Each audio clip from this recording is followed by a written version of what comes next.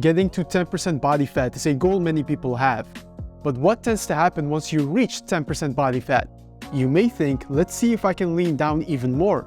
After all, summertime is around the corner, so why not shred down completely? Well, that's probably a bad idea, unless you got some type of short-term event coming up.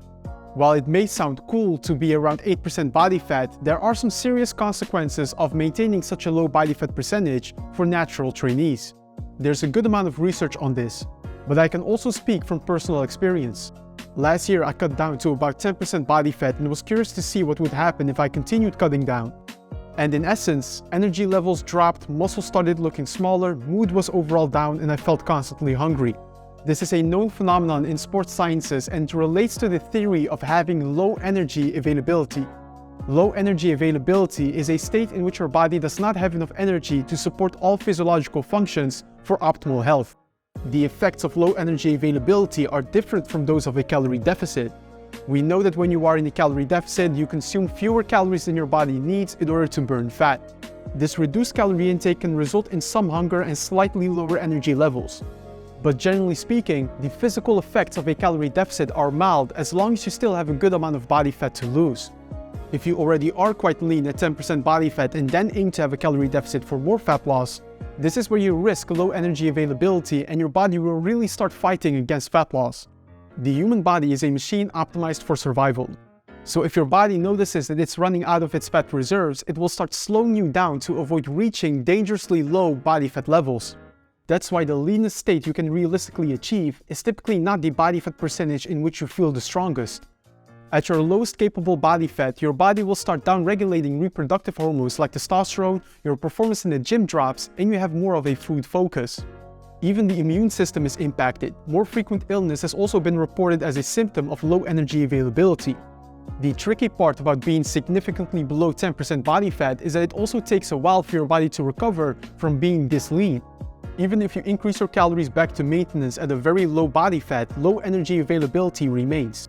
So if you are very lean, let's say below 10% body fat, and you start eating at maintenance calories to sustain your level of leanness, you will still have suboptimal performance, decreased production of sex hormones, and high hunger levels.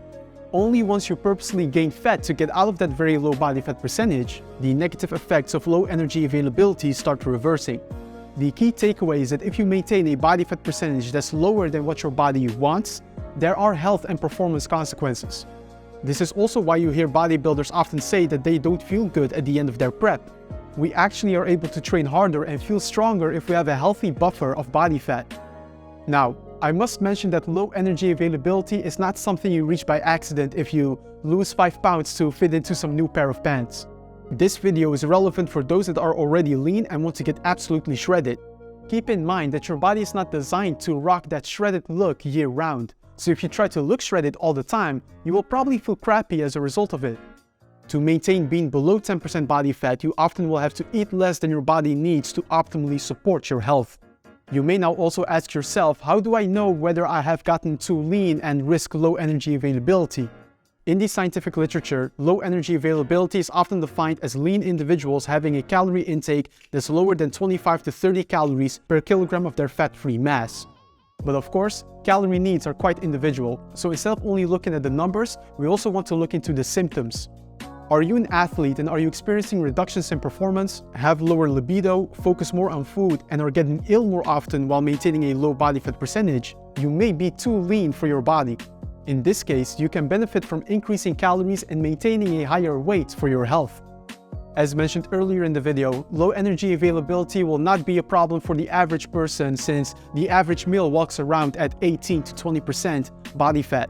But this is still useful information to have so you can plan for a realistic end game. Despite my brand name being I want to burn fat, our goal should not be to burn all your body fat.